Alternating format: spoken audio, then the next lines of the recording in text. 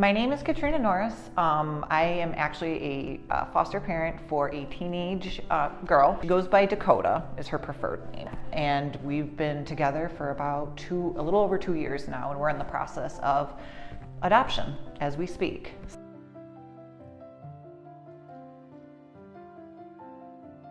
So what inspired me to foster is my primary occupation is a mental health counselor. So I've worked in crisis settings, I've worked in clinics, I work in private practice, and I work predominantly with youth. So therefore I have ultimately worked with a lot of foster children in the system. And it really just kind of inspired me to want to make a difference for those kids and make sure they have what they need, at least one child at a time. So that's how I kind of began it.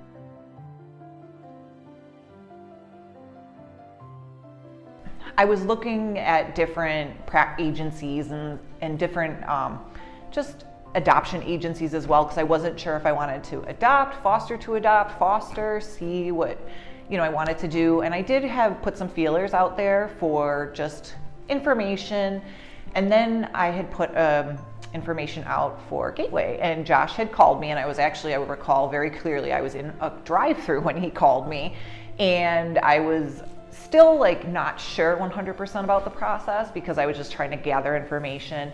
And I remember him telling me more and more about it, so and especially the parenting classes. So at that point I knew that this is a process and it's not something I have to do overnight. So I decided, let's give it a shot, let's try this and see where it takes me.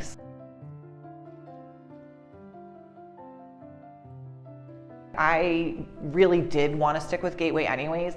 I've worked with Gateway in a variety of different capacities before. I'm familiar with the campus and I'm familiar with the programs. I've worked with Gateway's care coordination for RAP services and CFTSS, so I was very familiar with them, and I just felt very comfortable with the environment.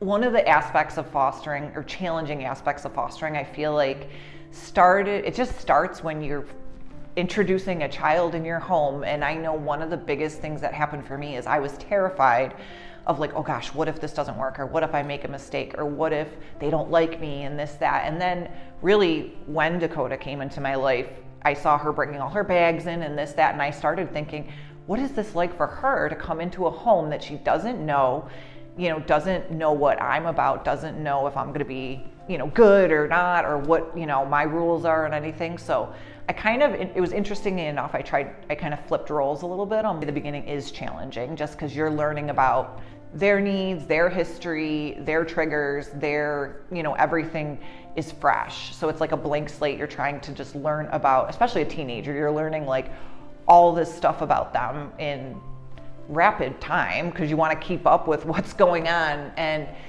they definitely will. I know Dakota's great, but she definitely pushed her limits and tried to get away with things and see what I would try to push the boundaries for sure. But now that we've established that bond, it's become really great. Over the time that we've spent together, I really can say that I've gotten to know her really well, and the challenging parts work themselves out, but it was very difficult in the beginning for sure.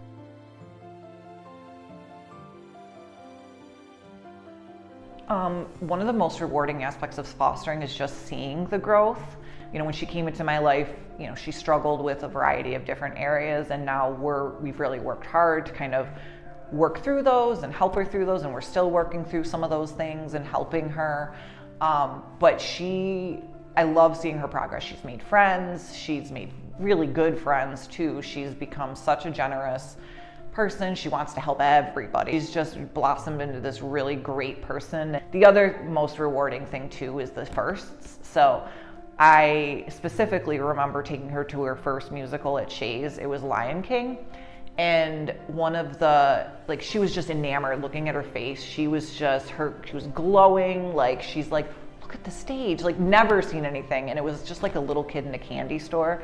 And of course, and I will say, I don't know for sure if this person was pointing at her directly, but one of the characters was up on this tier and they pointed at her, and she was just they pointed at me, and it was so sweet, and she was just so excited to be there. So the firsts are always amazing.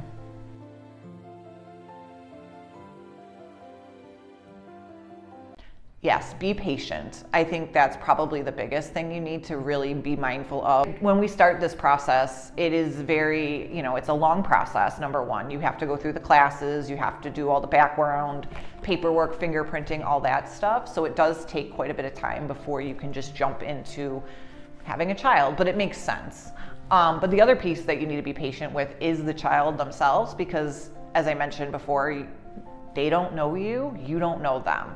So things that you find that they quote unquote should know about, you don't know that they have that life experience. So it's really important that you kind of check yourself sometimes and remember, like, you don't know what they know. Like, you don't know that they know how to clean dishes properly, or you don't know if they know how to like truly study. So don't assume anything when it comes to that, because you really do need to show them and be an example, and they'll learn, absolutely. And just patience goes back to just them testing their limits and trying to see what they can get away with and what they can't. If you're working with a foster child, you don't know what kind of experience they came from either. So being really mindful of your tone and how you communicate with them, and really just monitor your own nonverbal and verbal communication about things is huge.